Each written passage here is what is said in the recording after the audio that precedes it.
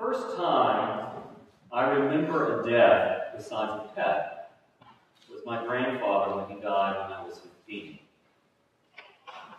I still have a vivid image and memory of being at the funeral home. It was the visitation. And my grandfather's body was laying there in the open casket, and people were circulating by to look at his body. I had this deep desire to reach in and touch his hand to see what it felt like. I wasn't sure whether that was appropriate or not. I wasn't sure I had the nerve to do it or not. So I can remember circulating with the crowd about 6 or 7 times before I realized that no one was looking and I had my chance. And I reached in and I touched his hand. I was shocked at how stone cold it was. You know, death can hit people in different ways. It certainly has for me. When I was newly ordained, I had this wonderful mentor relationship with an older priest in his 80s. He and I would meet every week for lunch. The standard menu was grilled cheese sandwiches, tomato soup, and root beer. And we just shared life. Years later, after I moved from that town, we got a phone call. And Clifford said, "Sweetheart, I have some sad news for you." And I said, "What's that?" And she said, "Jack has died." And suddenly, out of nowhere, this eruption of grief and anguish just came pouring out of me. Didn't even know it was there, and Clifford quickly came and held me with these racks of sobs just came pouring out. I knew I had to be at the funeral, but there was only one way I could get there, and that was the overnight Greyhound bus. I learned about a whole segment of society riding on the Greyhound overnight bus, but I knew I was there. I remember the time when the bishop who ordained me died, and that time I expected a wave and eruption of emotion to come up, and it didn't. Until I least expected it. As the service was ending, his shepherd's crook, very distinctive, Bishop Shepherd's crook, was processed out in front of his remains. And when I saw the crook, the eruption of emotion came out again. You never know, at least I never know, when the grief around death is going to strike. This week, Clifford and I have been struggling with a death that is very close to home. Mary Ellen Smith, age 55, close friend of ours for over 30 years, now wife of the Bishop of Southwest Virginia, died after a struggle with cancer. I knew Mary Ellen and Dabney way back when in seminary when they were in the class ahead of me, and I was going through a really difficult time. And they just kind of took me in as a single young man into their household full of life and young children, just kind of kept me safe until I weathered that storm. Clifford has her own wonderful experiences with them. She traveled up to Indiana to go to a formation process training. And while she was there, she kept falling asleep. Mary Ellen was also a nurse, kept saying, "Clifford, do you think you could be pregnant?" She said, "Oh no." So they did the test. Clifford was pregnant with our firstborn child. And Mary Ellen was the first person to know that. Her children quickly followed and went running around with great excitement saying, "Clifford got pregnant at our house." To which point they said, "No." Clifford found out she was pregnant at her house.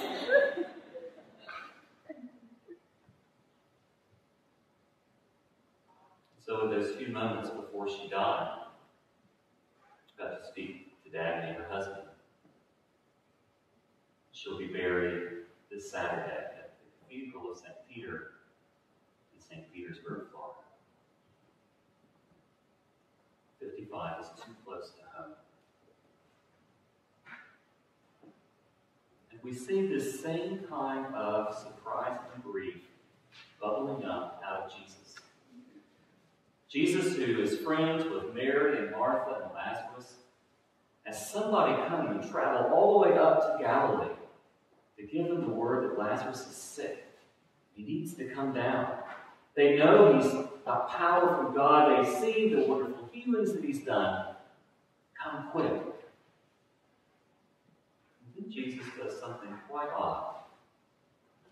He stays 2 extra days where he is after he hears that news.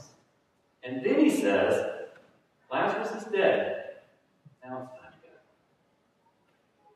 Seems very methodical, very planned out. He gets there. People fall at his feet. If you've been here, Lord, my brother wouldn't have died. You believe that he will rise again? Yes, Lord. He says, I am the resurrection and the life. All of it seems to be very just carefully planned. Until at one point when the crowd is surrounding him and they're heading to the tomb and the grief becomes overwhelming, it catches Jesus up. And he begins to sob and weep. And then he gets to the tomb. Now in that day and time, the burial custom was quite unique. You would be buried in a cave, wrapped in a shroud, quickly put in a cave, a stone put over the door, or the mouth of the cave. And there your body would decompose for about 6 to 9 months. But by 9 months, the only thing that would be left is bones. And you would remove the stone, you would gather the bones, put them in a smaller box, and that you would bury. There was no doubt when they got to Lazarus' tomb that he was dead. The smell of death was coming out of the tomb. With each day that people went to mourn at the grave, they had to stay further back because the stench was overwhelming. So they must have looked at Jesus with some bit of amazement and shock when he said, "Take the stone away." No, Lord, the stench is already too bad. Take the stone away. And simply he says, "Lazarus, come out!" The dead man comes, wrapped in his funeral shroud. Jesus says, "Let him go." This was the precise event, according to the Gospel of John, that was the event that was the straw that broke the camel's back for the leaders of the Jewish people.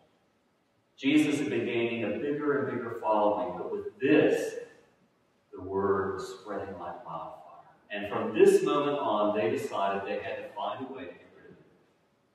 And not only Jesus, but also Lazarus.